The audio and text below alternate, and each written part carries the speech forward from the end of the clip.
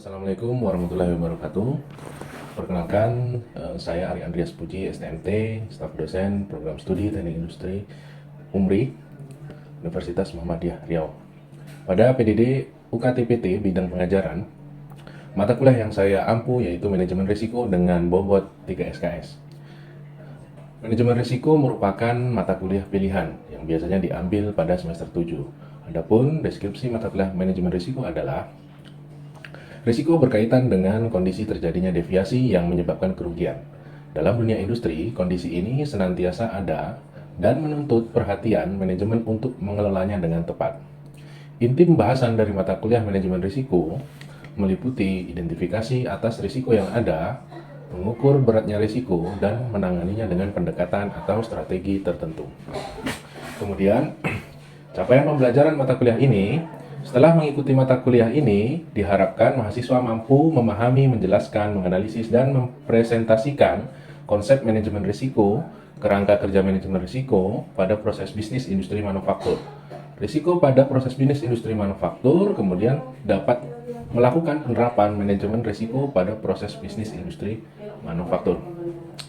Selanjutnya, pokok pembahasan mata kuliah manajemen risiko yang pertama adalah konsep manajemen risiko, kemudian tujuan dan fungsi manajemen risiko, kemudian penerapan manajemen risiko pada sektor industri manufaktur, selanjutnya pemetaan aktivitas risiko proses bisnis, kemudian pengelompokan jenis risiko berdasarkan supply chain operation reference, selanjutnya definisi risk agent dan risk event, konsep severity dan occurrence, probability impact matrix before, host of risk tahap 1, selanjutnya Pareto diagram, kemudian aksi mitigasi yang terdiri dari preventif dan korektif, matrix of risk tahap 2, kemudian probability impact matrix after, dan prioritas aksi mitigasi, serta yang terakhir implementasi dan validasi manajemen risiko. Kemudian model pembelajaran pada mata kuliah ini yaitu tatap muka langsung di kelas, ya, artinya pembelajaran dilakukan secara luring. Metode pembelajaran pada awal pembelajaran yaitu ceramah, diskusi, tanya jawab, agar di awal perkuliahan mahasiswa dapat memahami terlebih dahulu konsep dasar mengenai mata kuliah manajemen risiko. Selanjutnya, menggunakan pendekatan student center learning seperti small group discussion dan problem based learning dengan tujuan agar mahasiswa menjadi pelaku aktif dalam kegiatan belajar. Nah, perlu ditekankan bahwa problem based learning itu nanti diwujudkan menjadi big project atau tugas besar sehingga keilmuan manajemen risiko dapat diterapkan oleh mahasiswa dan mahasiswi dalam menyelesaikan masalah yang terjadi di lapangan, sehingga keilmuan itu dapat langsung diterapkan dan dipraktikkan serta diimplementasikan pada objek-objek yang dipilih. Berikut video pembelajaran PDD UKTPT pada bidang pengajaran manajemen risiko. Baik, bismillahirrahmanirrahim. Assalamualaikum warahmatullahi wabarakatuh. Waalaikumsalam warahmatullahi wabarakatuh. Alhamdulillahirrahmanirrahim. Wassalatu wassalamu rasulillah ya jema'in.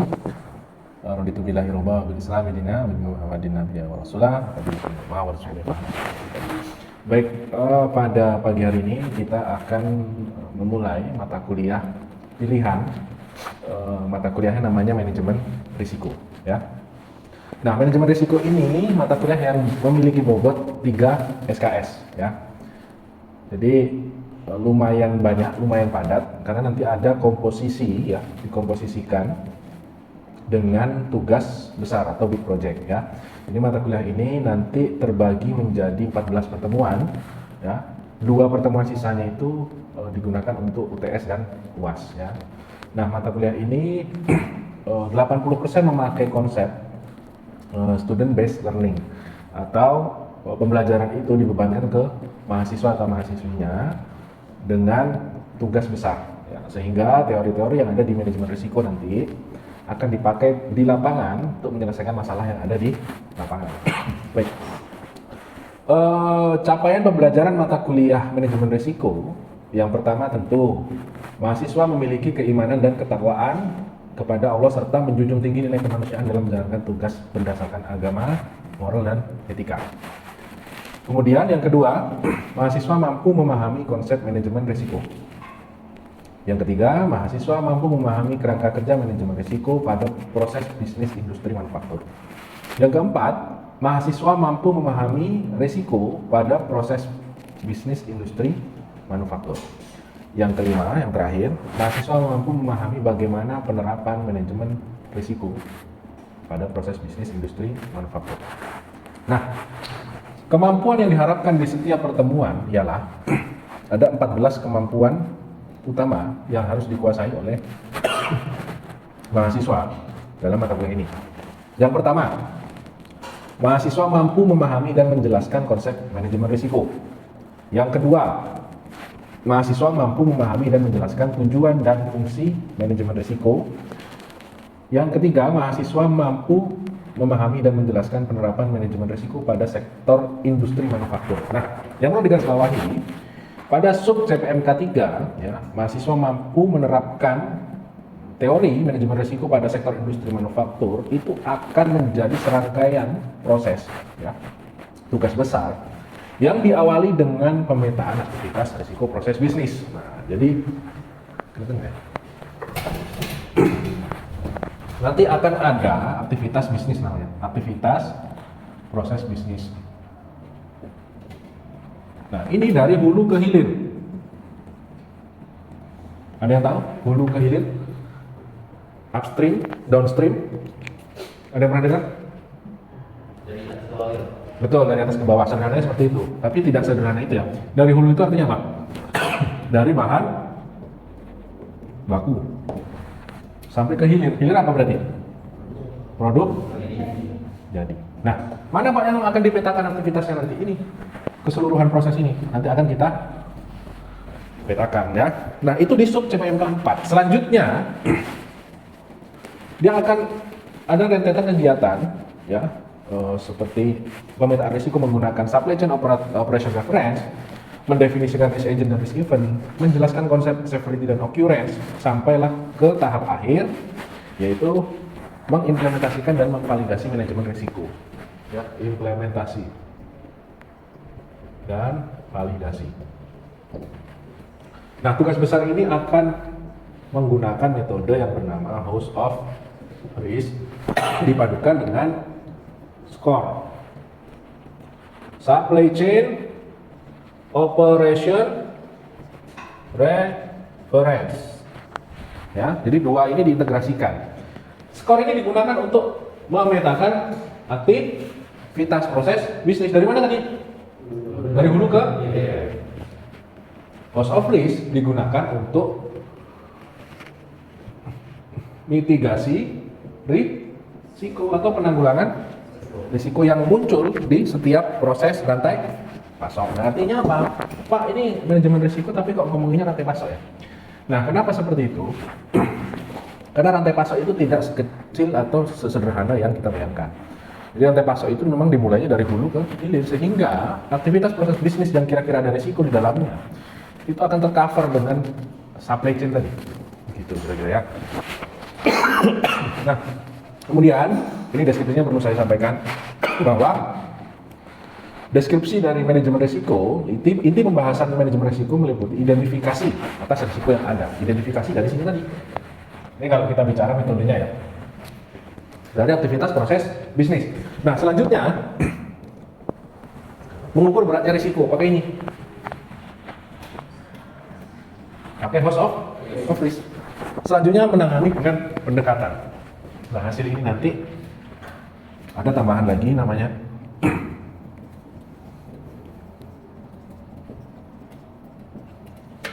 probability impact matrix namanya. Jadi fungsi dari probability impact matrix yaitu untuk memonitor risiko itu udah ada perubahan belum. Dia masih di probability impact matrix itu ada zonanya, ada zona merah. Jadi terbagi jadi anggaplah ini 3 ya. Nah, ini zona merah, zona kuning, zona hijau. Nah, nanti setelah diberi mitigasi itu tindakan ini tadi, apa pengelolaan, pengendalian, dia akan turun ini. Seharusnya turun. Nah, kontrolnya seperti itu. Ya. Nah, selanjutnya kita ada 14 pertemuan. Nah, 14 pertemuan itu terdiri dari 3 teori. Yang pertama konsep risiko, pengertian tujuan dan fungsi manajemen risiko. Yang ketiga, penerapan manajemen risiko pada sektor industri manufaktur. Selanjutnya, dari pertemuan 4 sampai ke 14, selain kita pertemuan di kelas, kita juga asistensi.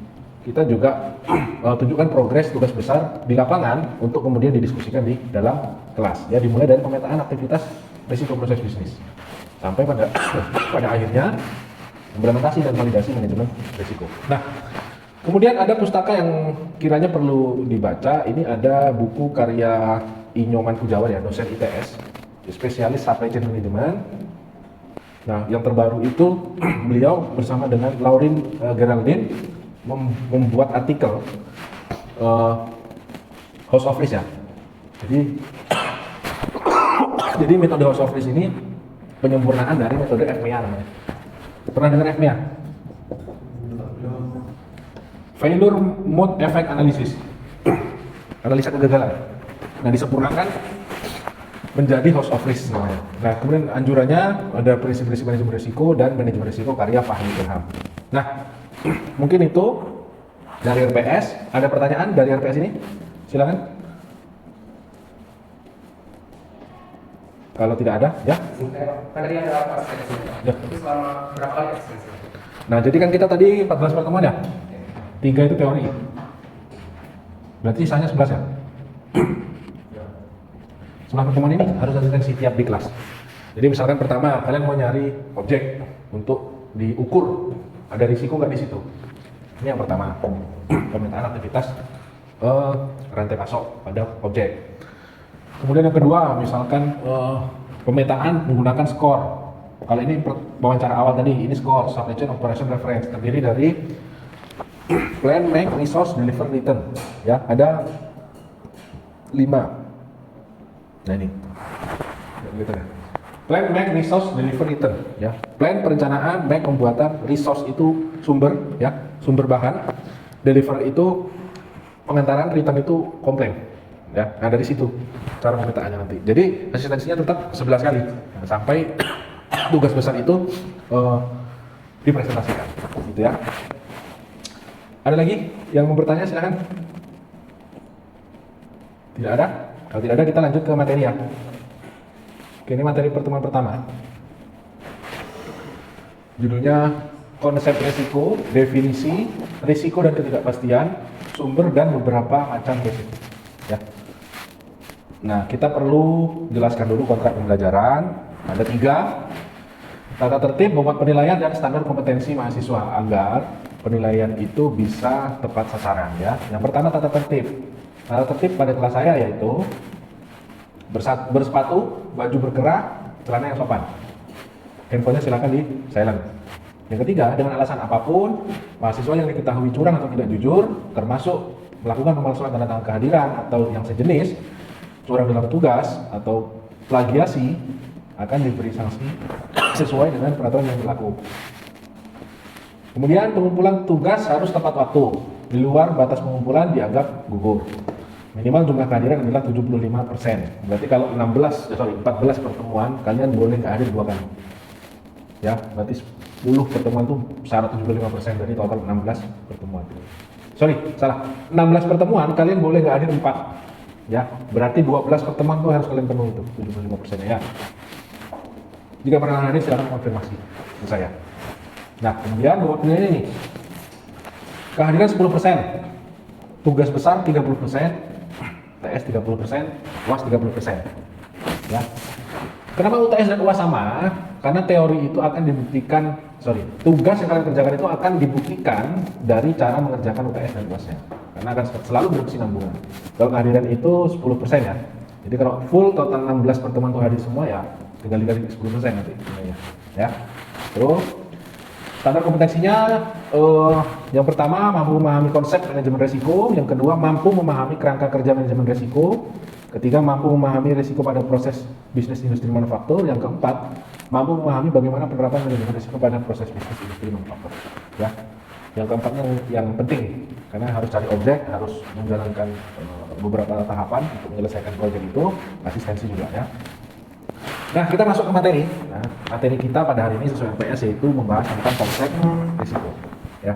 Sebelumnya sudah yang pernah dengar apa itu risiko? Risiko. Saya Silakan. risiko ini merupakan satu dampak apa yang terjadi? Dampak ya. Dampak ya Apa yang dilakukan? yang dilakukan ya. Ya. Oke, satu. Wah, ini terlalu berisiko nih. Kalau saya kuliah di sini, atau kalau saya mau tes apa namanya sekolah di dasar, ini terlalu berisiko nih, karena saya nilainya kurang. Apa risiko tuh? Wah, saya kalau pergi jauh naik motor terlalu berisiko nih, berbahaya. Apa risiko? Akibatnya? Ada lagi? Boleh. Harapan ya. Dampak yang dilakukan. Oke. Bisa positif, bisa akibat juga sama. Bisa berakibat positif, bisa harapan juga sama. Bisa harapannya munculnya positif atau nah, risiko selalu berhubungan dengan ini. Ini aja kata kuncinya. Risiko itu selalu kalau nggak positif ya negatif. Ya, jadi konotasi kalian berpikir bahwa wah berisiko, tapi konotasinya negatif, itu mulai berubah sekarang. Karena risiko itu ternyata ada yang positif, ya. Oke, kita lihat sama-sama ya. Nah, ini konsepnya. Dalam sebuah aktivitas tentu ada sesuatu yang terjadi. Sesuatu yang terjadi itu terkadang tidak kita harapkan, bahkan cenderung gagal. Begitu juga dalam sebuah organisasi atau perusahaan. Setiap aktivitas atau proses yang ada di dalam organisasi atau perusahaan tentunya memiliki ketidakpastian, baik yang sesuai harapan maupun yang tidak sesuai harapan. Nah, kembali ke harapan. Nah, ini kita udah mulai dapet nih benangnya. Berarti risiko itu berhubungan dengan harapan dan ekspektasi, sesuai atau tidak. Itu aja dihubungkan. Risiko bersifat inheren atau mengikat di dalam segala sesuatu yang kita lakukan. Baik ketika kita tengah bersepeda, mengelola sesuatu proyek, menghadapi klien, menetapkan prioritas, membeli sistem dan perlengkapan baru, dan mengambil keputusan tentang masa depan atau memutuskan untuk tidak mengambil tindakan apapun. Ya, semua ada risikonya. Semua ada risikonya. Contoh aja lah yang sederhana. Kalian beli handphone, pasti kan udah mikirin tuh risikonya. Kalau saya beli handphone RAM-nya sekian giga, pasti setahun saya pakai lemah HP-nya. Pasti risiko itu secara tersirat kalian udah pikirkan. Itu hampir di setiap kegiatan kalian. Ya, misalkan, baru bangun jam 9, kuliahnya jam 9.30. Risikonya pasti marah. Gitu ya. Nah, itu yang sederhana sehari-hari. Nah, ini konsep risiko. Hazard, peril, loser. Nah, ini yang perlu dipahami ya. Hazard atau bahaya, menuju ke peril,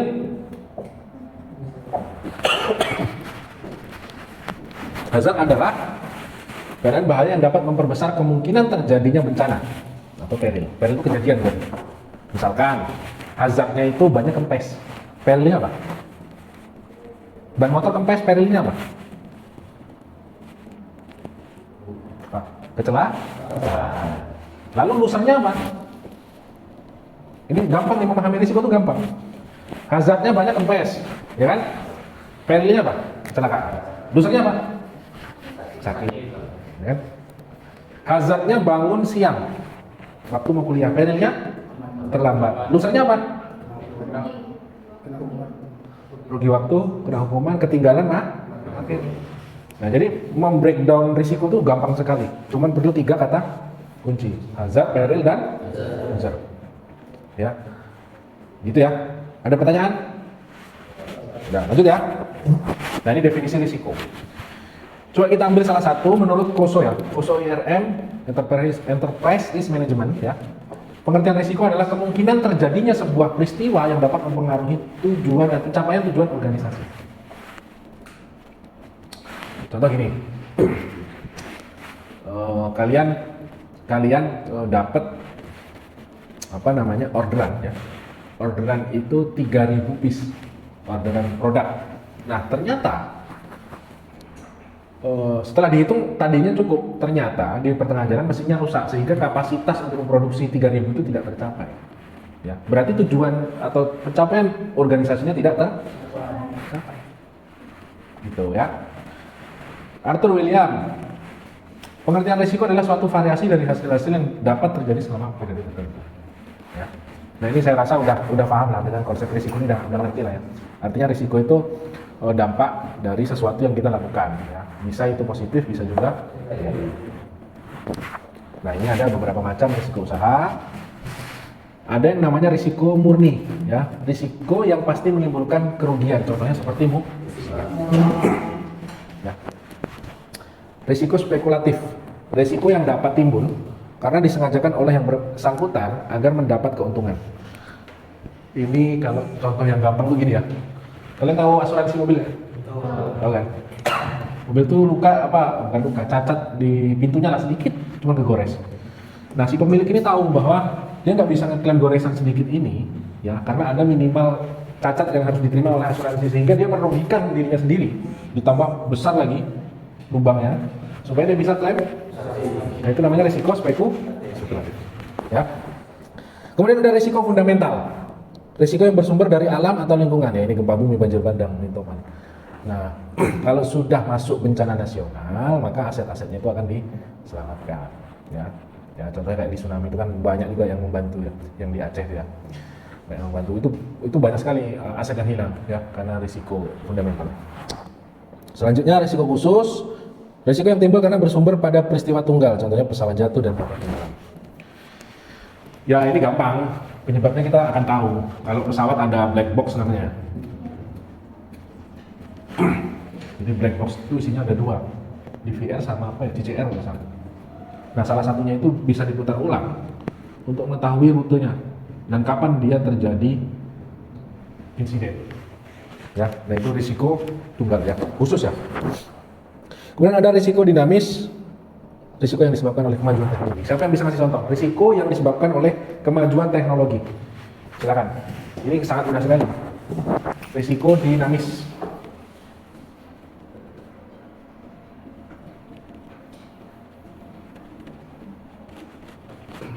Contoh risiko dinamis teknologi itu misalnya e-commerce Pak.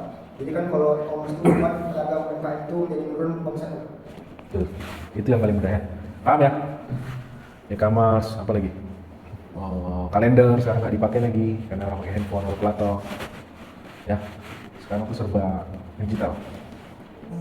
Nah ini menurut konsekuensinya ada 4 ya, risiko yang tidak bisa diterima, risiko yang dihilangkan atau bila memungkinkan ditransfer pada pihak lain karena tidak dapat diterima, yaitu asuransi tadi salah satunya. Asuransi itu pihak kedua untuk menampung risiko. BPJS juga sama, asuransi kesehatan itu pihak kedua untuk menampung risiko. Nah itu namanya unacceptable risk ya. Risiko yang tidak diinginkan yaitu jenis risiko yang membutuhkan penanganan sampai pada level yang dapat diterima ya, artinya harus di treatment dulu sampai dapat risiko itu diterima oleh si pengguna ini. Contohnya misalkan Wilson punya tanah di Minas, tanahnya kena tol. Nah dia masuk dong undesirable risk, risiko tidak diinginkan, ini tanah nenek moyang saya. Nah, sampailah dia biasanya diberi penanganan mitigasi sampai dia tuh terima.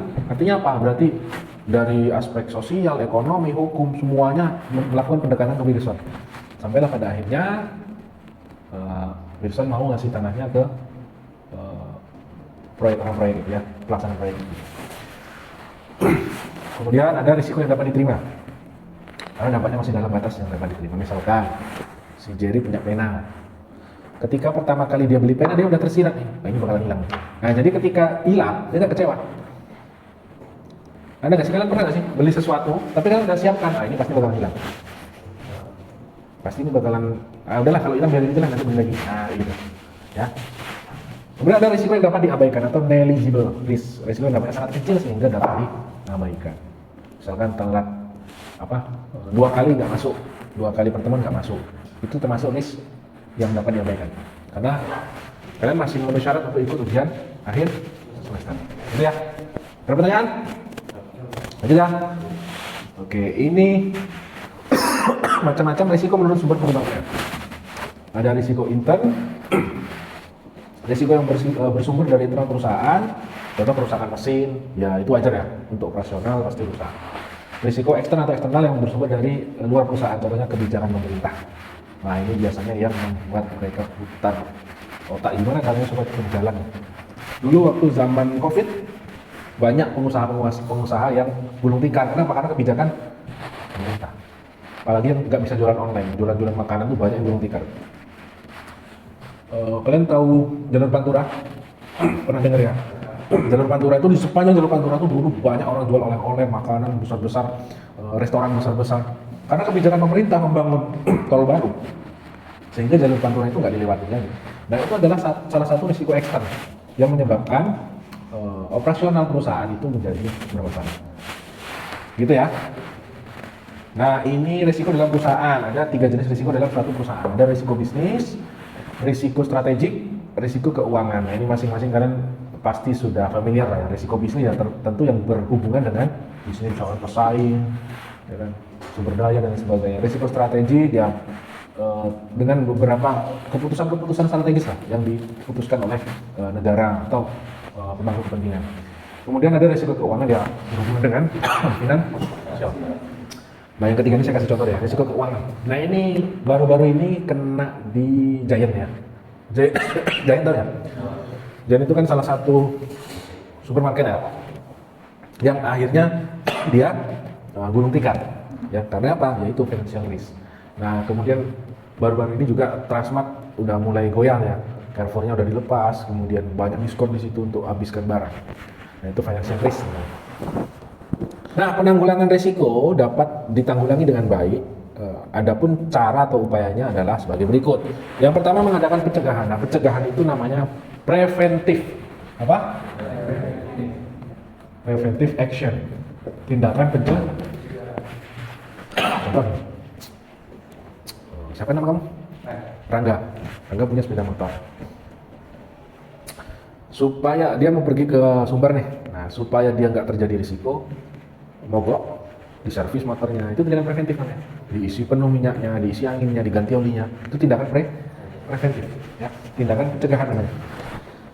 Melakukan retensi artinya mentolerir terjadinya kerugian dengan membiarkan terjadinya kerugian, dan untuk mencegah terganggunya operasi dengan menyediakan dana untuk penanggulangannya. Nah, ini artinya gini, misalkan kalian udah prediksi nih, motor kalian itu bakalan rusak, bakalan habis olinya, tapi kalian biarin aja, karena kalian udah siapin dana untuk memperbaiki kerusakan tersebut.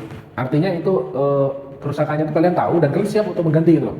Contoh handphone, kalian nggak pasang protektor.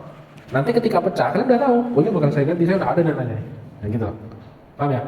Nah, ada beberapa tindakan yang nggak kalian pilih karena kalian udah siapin dana untuk itu.